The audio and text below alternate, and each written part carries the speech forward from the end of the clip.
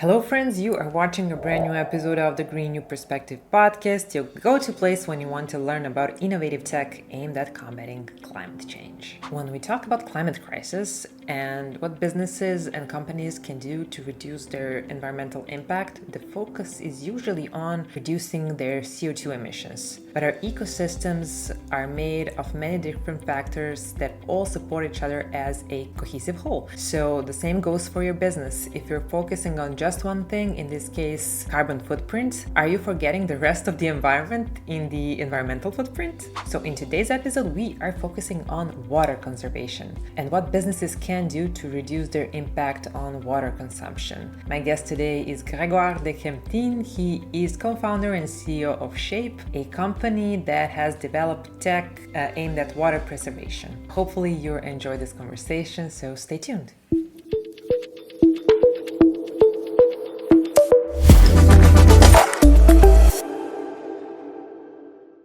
Hello and welcome to the Green New Perspective podcast. Thank you. Hello. Can you tell me more about you and your company Shayp and what are you trying to solve with the company? What climate issue are you trying to solve? Yes, so my name is Grégoire. I'm a computer scientist by background.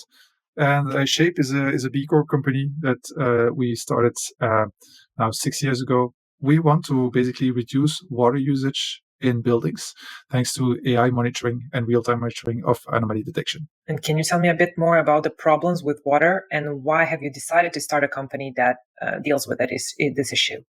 Well, 70% of this fresh distributed water is actually lost in buildings through leakages, anomalies, or different types of misuse. So 20% of today's water bills account actually for all these anomalies. So this is money that people are paying for. Those are bills that people are paying, and an amount of that is actually just water wasted directly to the drain. So this is the biggest problem that we tackle. And when you talk about this with building managers in different real estate sectors, it's really a concern. I mean, they can really drive water savings just with real-time monitoring and detecting of anomalies. And can you give us more info about your technology, how it works, and how do you actually save water in buildings?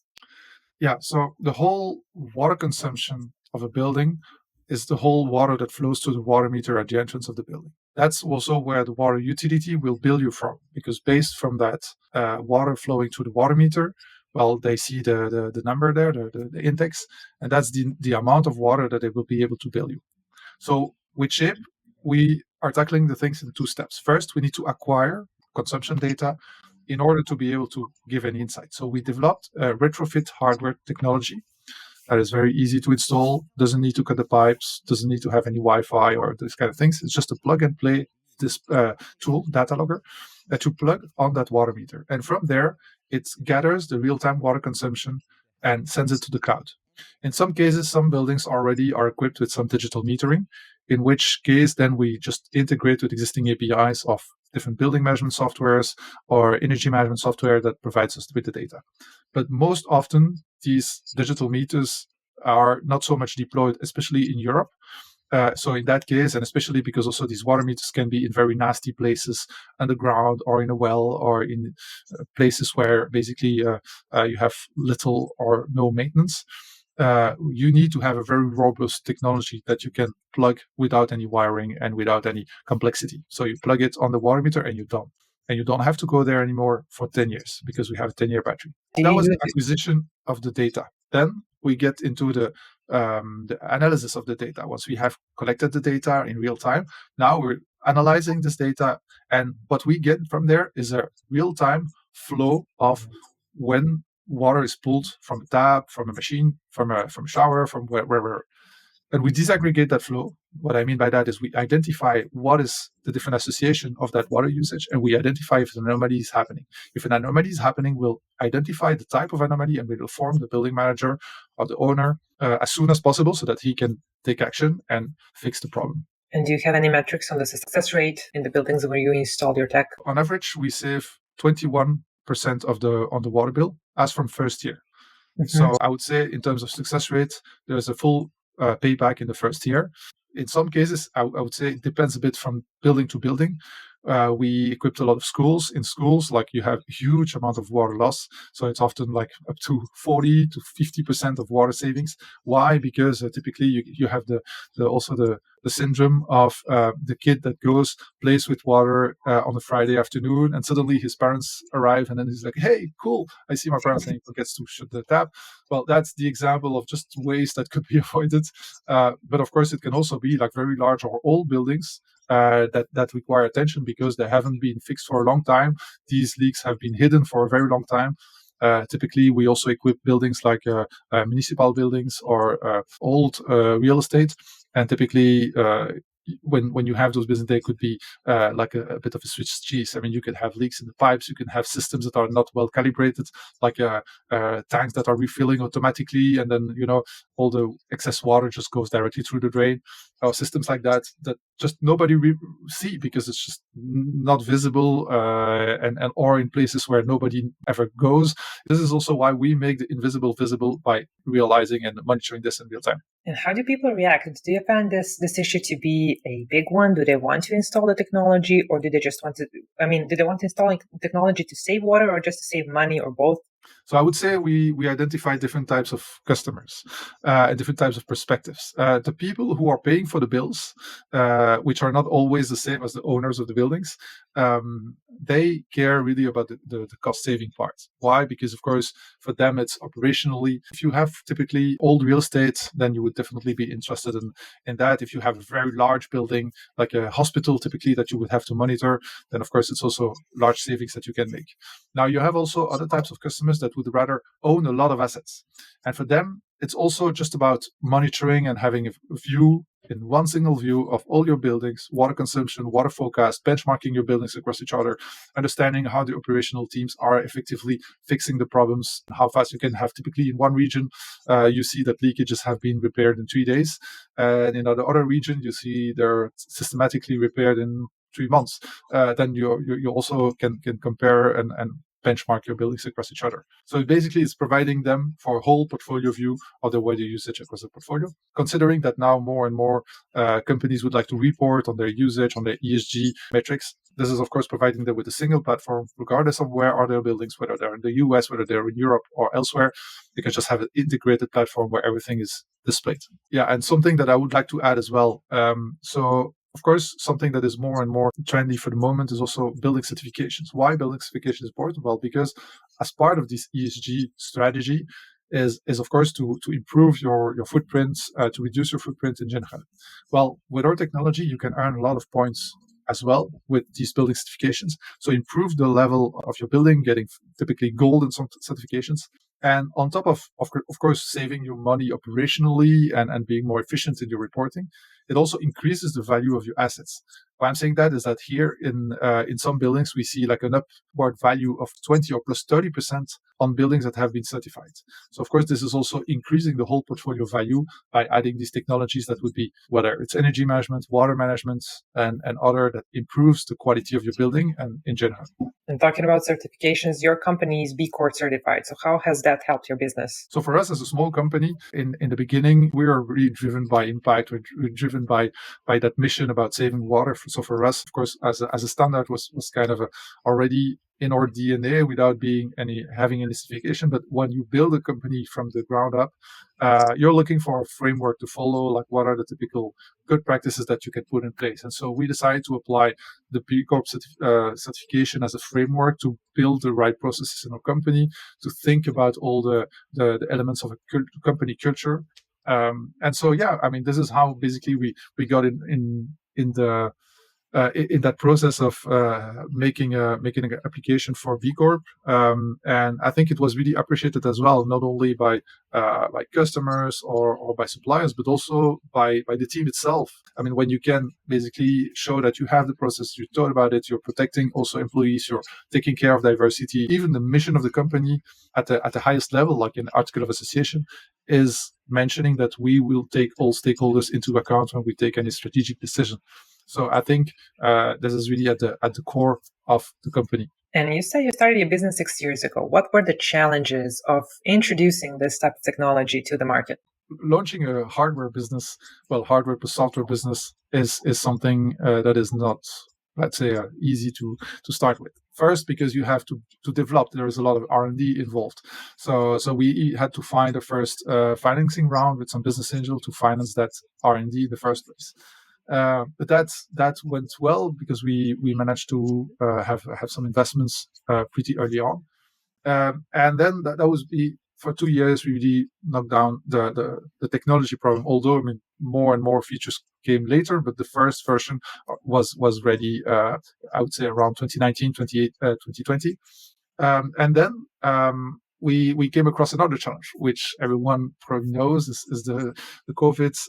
Lots of startups have had a bit of a hard time there because we were equipping buildings, and like all these buildings were suddenly empty. So why would they invest in anything that would save them water if anyway the building was empty?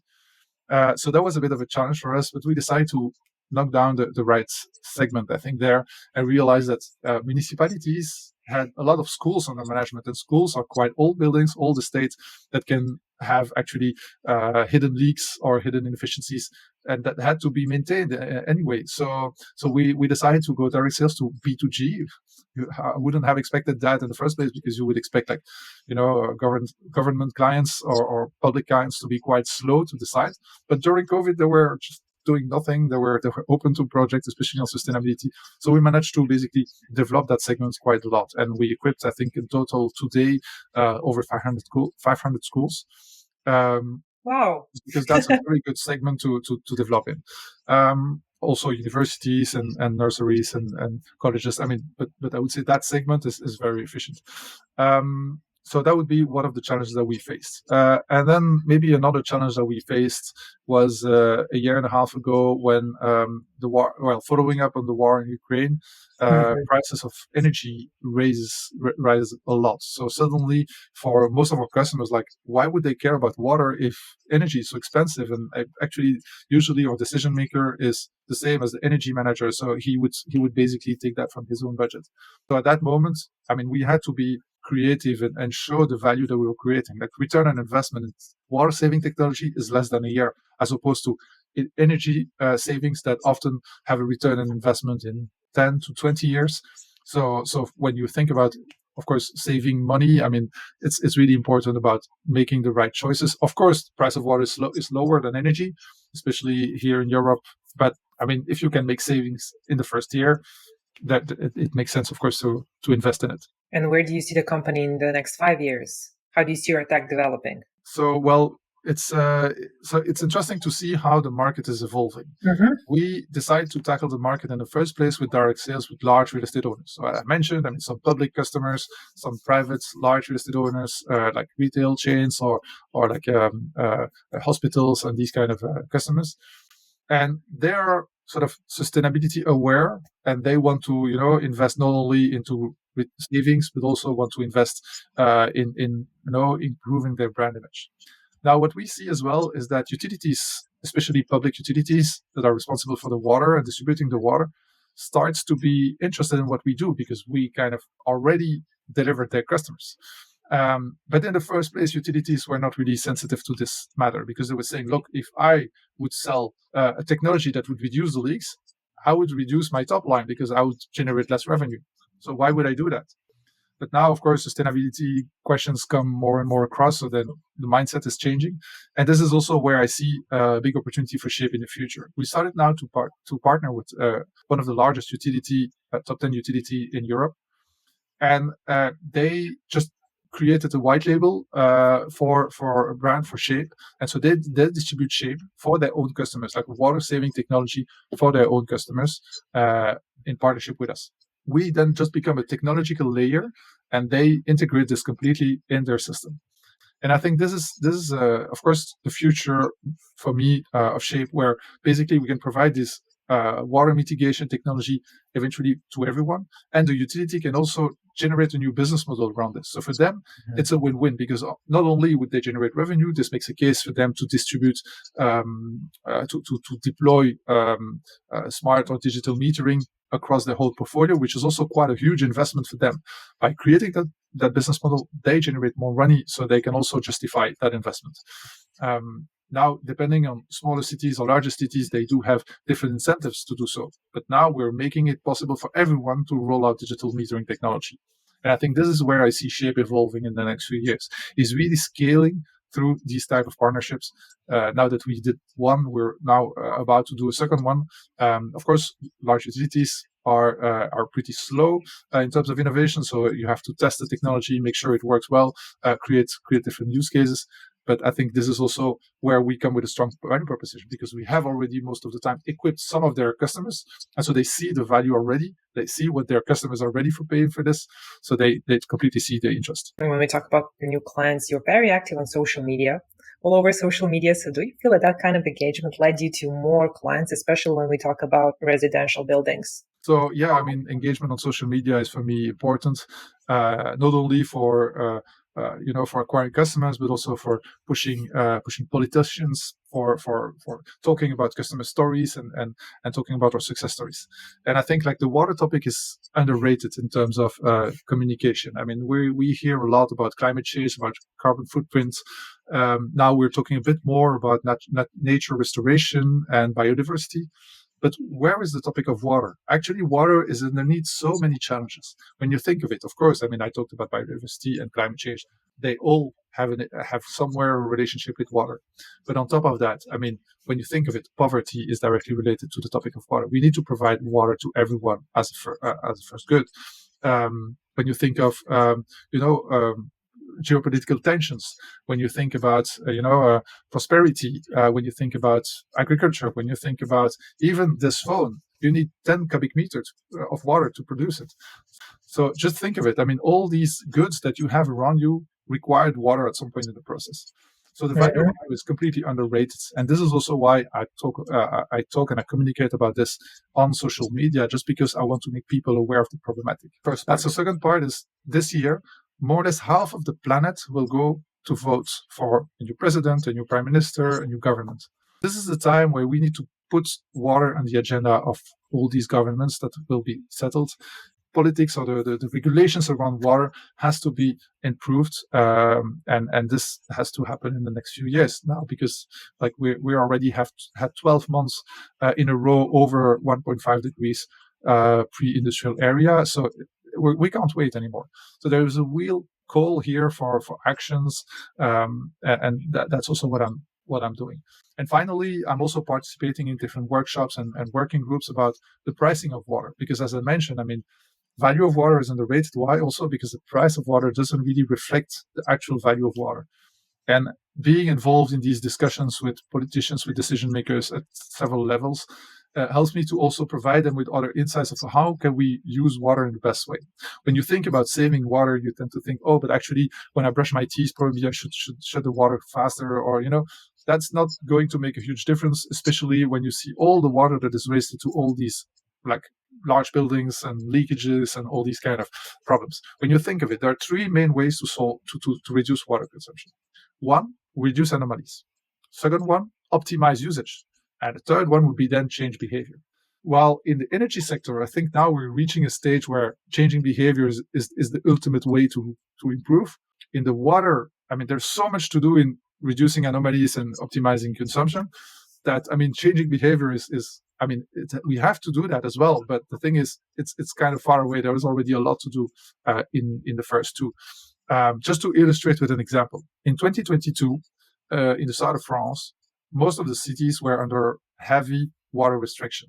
What I mean by that is that you could not, of course, clean your car, you could not fill your swimming pool, and many other restrictions were implied for all citizens.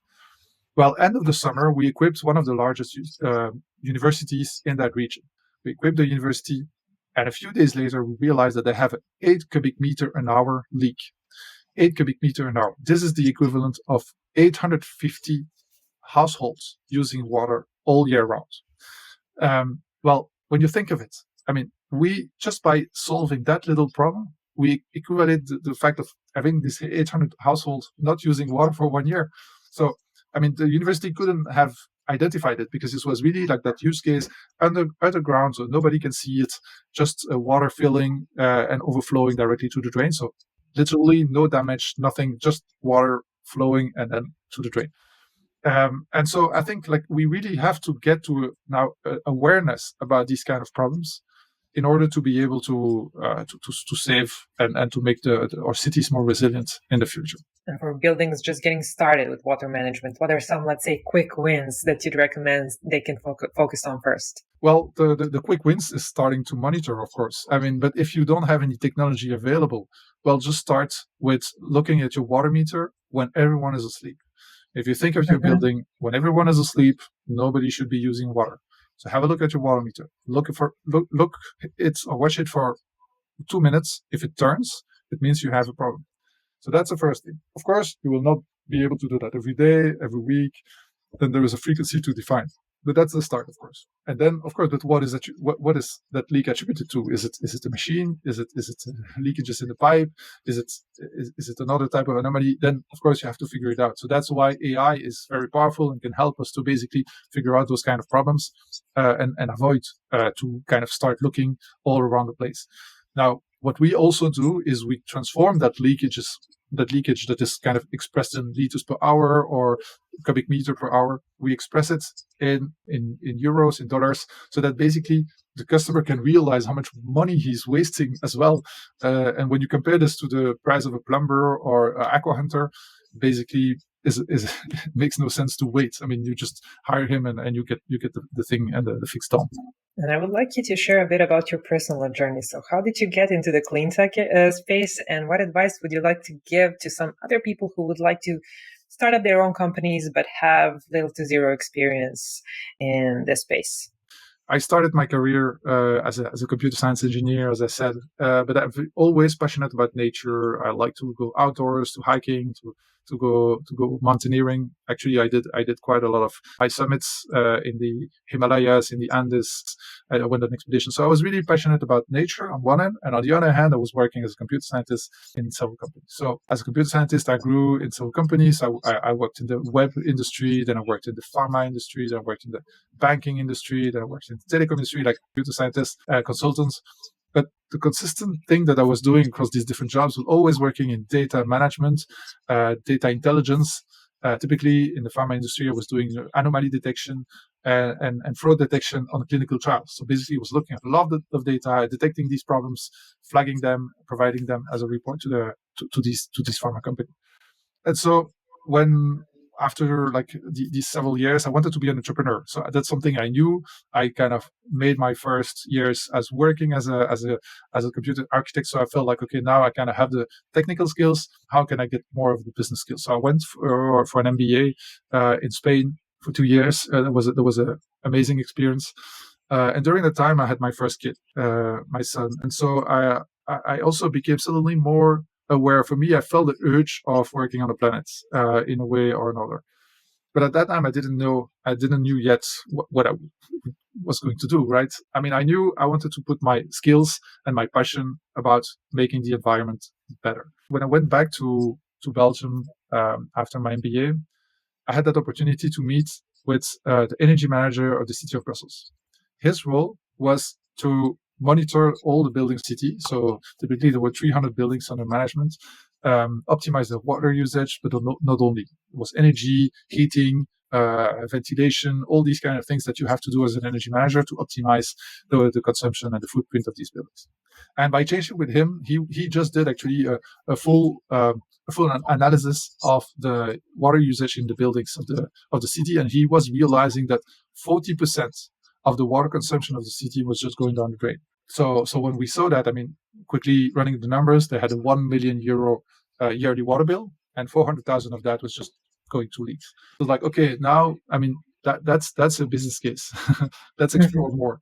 And so this is where we decided, him, me, and a third co-founder, to make a first prototype, like an MVP, like a small device that would just gather the data from the water meter. Also because those are old real estate, so we had to do that retrofit. So gather the information for the water meter and quickly analyze it and provide insights. So this is how it started. And little by little, we got our first customer because the city of Brussels was basically our test bed, let's say. And then that's also where we kind of developed across schools, across municipalities in Belgium. And little by little, we expanded now with very large brands renowned across the world. And that also kind of have this incentive to well, they did already the tests at a local level, and now they want to expand across the world. Can you give some advice to people who are just joining the Cleantech community, wanting to start their own companies and startups? Well, I would say, I mean, of course, as I would say for every entrepreneur, start with falling in love with the problem. But the problem is sometimes not enough. I mean, problems, societal problems, are you can find many, especially in the clean tech space. You want to change the world, but you have to find as well a pain, like people who are willing to pay for it. And this is sometimes the hard thing is really to understand the whole ecosystem around the problem that you want to solve, understanding who is actually willing to pay for it at what price, and does that price correspond to what you can actually provide as a solution. I think like today, as an entrepreneur, we saw that the ecosystem around water. There's the utility part I told you. There is the end user part, and then there's also an insurance component to it that I didn't describe here. And eventually, of course, environment can benefit from all this because we're saving water. So it has an impact on biodiversity. It has an impact on geopolitical strategy. It has an impact on many different things. So I would say, of course, the problem is important, but also who is going to pay for it, and also like just perseverance. I think this is a very important thing as an entrepreneur in the clean tech space. Like the markets can sometimes seem not to be ready yet, and sometimes you have to understand the market, but also go probably look a bit around at other markets. Some are more mature than others. You have cultural barriers as well that you have to overcome. And sometimes, the market that you're in is probably not the most mature. So it's also good to grow elsewhere if you feel like that's where you can create more traction. And do you feel like getting into some kind of partnerships or joining some communities may help when you start? Partnerships is definitely a good thing. I mean, maybe I will also illustrate with an example. Well, with Shayp, we wanted to develop more sales, so we started to cold call new potential customers. So we were calling them, and they said, "Hey, what did you think about your water strategy? Do you know about water leaks? Do you know how much you could save?" And systematically, we had people around on the other side of the phone who were saying, "I don't have a problem with water. Actually, I never monitored water. I don't know. I mean, I don't care." Well, cold calling creates kind of a problem is that people are not aware of the problem, and so you have to understand that people will buy when they feel the urge. So creating partnership for us was key because we decided to partner with facility management companies and energy management companies because they are already with the customer, so they know when the customer has experienced a leak. They know when the customer is actually putting a water on their agenda, and so this is accelerating our sales cycles by a lot. So I would say partnering, of course, finding the right partner. I would also have a disclaimer here from partnering with other early stage startups. That's a bit dangerous because then everyone is kind of focusing on their own business, and then you're not really creating that synergy that you would like to do because you also have to deliver your own company, and then plus these partnerships is sometimes very difficult. So try to partner with well-established companies that do have already a good customer base that you can leverage and enhance their offering, their product offering with your solution. That's something important. And for the end, this is my last question for you for this podcast episode. Can you tell me where people can reach out to you? Website, social media, Slack channels, Discord groups, whatever you have, you can share here. And we're going to link in the description of the episode. Yeah, so if you're interested in looking into your water consumption in Shayp or anything else, with Shayp, we are reachable through websites, www.shayp.com. I'm reachable also by email, greg@shayp.com, easy and easy to reach. And otherwise, I would say my LinkedIn profile is probably the best way to reach out and to connect with me. Thank you, Greg. This was a super informative episode. Thank you once again for being our guest here on the Green New Perspective podcast. You're welcome. Thanks a lot.